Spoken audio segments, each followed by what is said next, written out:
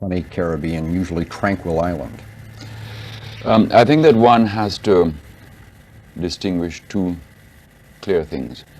Firstly, the city of Kingston, like many cities with problems of unemployment and poverty, has always had a tendency to violence of the kind that you would find certainly in many North American cities, set and off balance and that sort of thing. And definitely, therefore, there is a political element has crept into the situation. Well, why would the opposition party, I presume you're referring to the opposition party, there are only two parties running. Yes. And why would they go to tactics of that nature? Don't you think it would harm them more than do them any good? Well, I think that the whole thing, you see, has been, I think, rather cleverly managed, in that our political tradition has always involved, again, a very marginal element of violence, although it used to be in the old days just fist fights and the occasional brick and things of that sort. And recently what has happened, as I say, is to introduce into this tendency a certain element that I think is borrowed from the underworld. And I think this has been done by certain elements quite deliberately to cause a certain panic in the society, to give the impression that the government's not really in control. And of course, sometimes, as happens when the violence starts on one side, you get reaction from the other side. So in the end, you get a confused situation in which the average citizen may think, well, it just seems to be both of them at each other. Mm-hmm. So that one gets a cloak under which really to work the plan. In driving around Kingston, we noticed a lot of signs saying Castro go home or CIA go home. There seems to be a Cuban-American involvement in this. Now, how much influence do these countries have on this political scene at this time? They don't, neither country has any general influence in the Jamaican political scene. What has happened is that because the Jamaican government has had a policy of friendly relations with Cuba, very like the Canadian government, who have always had a tradition of friendly relations with Cuba. We have been charged by the more right-wing extremist elements of our opposition with all sorts of propaganda in what has really been an orchestrated communist smear tactic. Very unfair. We are not communist. We are very much a sort of social democrat group, democratic socialist group.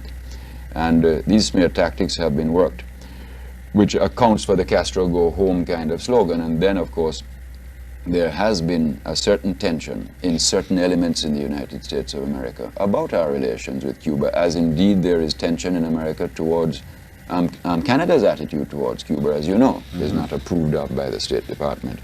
And so somehow all this has got escalated into a series of charges and countercharges. Well, is there some financial involvement, say, from the Cubans to your government and from the Americans to the opposition? No.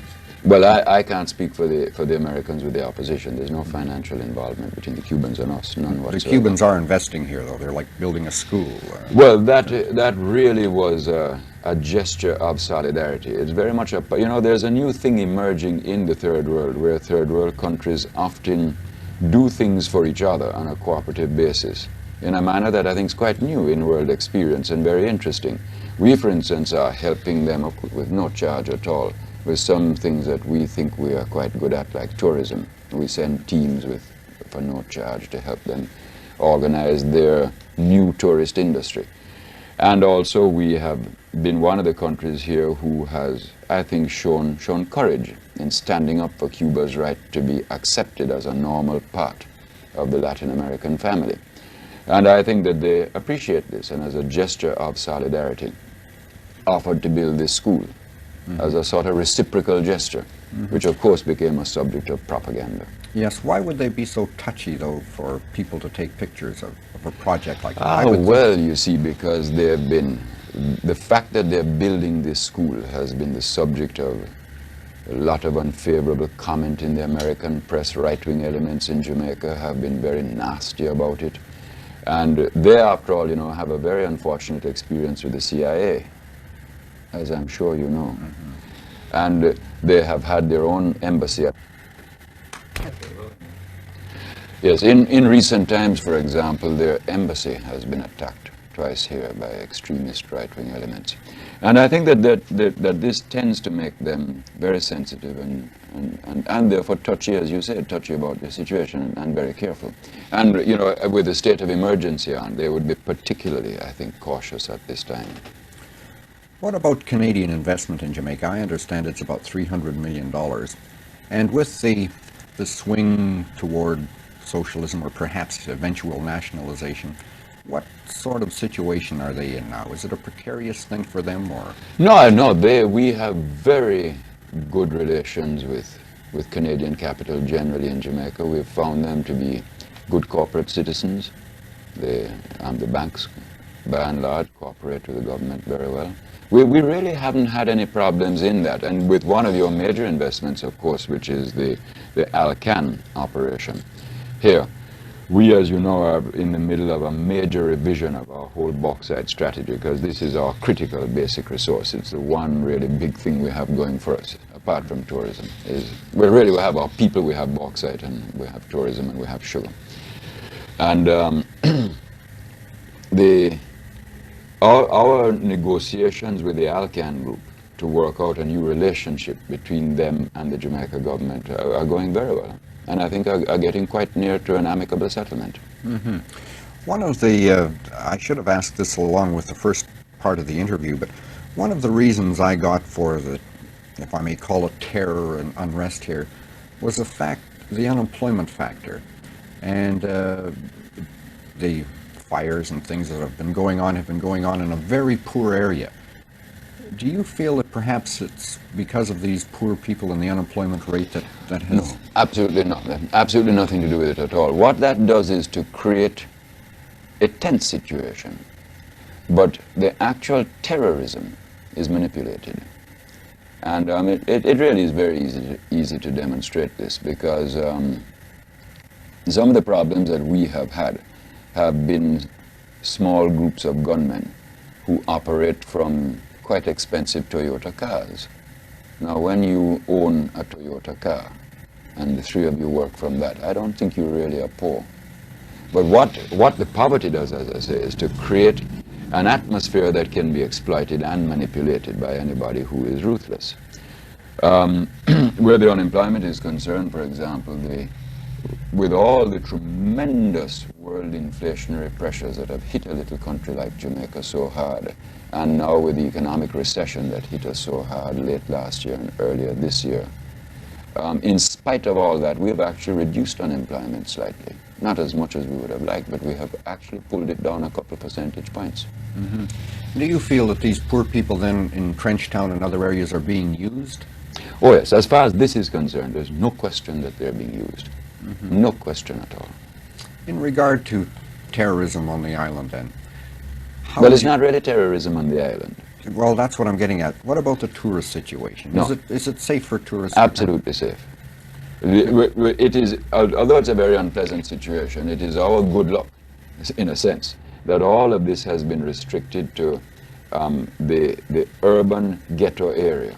An area where we are pushing massive housing developments right now within our very limited resources. We really are working very hard and building thousands of houses a year now for the poor. But it's a huge backlog to overtake. It can't be overtaken in 3-5 years. It's a huge task. But the violence itself and the manipulation of it is very much a phenomenon in the western part of Lower Kingston, where the bad concentration of poverty is. The emergency powers, politically, will it help you or harm you? Well, we haven't really thought of it in those terms, because basically our objective in the state of emergency is to do with the state of the society, its confidence, and its economy. The violence was beginning to break the confidence of the Jamaican people in their own society, and therefore having a very bad effect on the economy. And we are determined by the use of this admittedly extreme measure to create an atmosphere in which the Jamaican people begin to recover their self-confidence in their society and begin, therefore, to act in a dynamic and buoyant way in their economy. That's really what our objectives are. Is it working? We think it's working very well. We're very pleased with the results. What are your chances in the next election? We'll win. Are you sure about that? Well, let me put it this way, to say that you're sure always sounds arrogant. What I really feel is that, we have done a tremendous amount for the poor, for the people, in spite of the pressures. We've got a very powerful organization. We've got very solid mass support. We're very strong among small farmers and groups of that sort up in the hinterland, actually the part of Jamaica the tourist doesn't get to see. And we feel that the people understand us and we understand the people.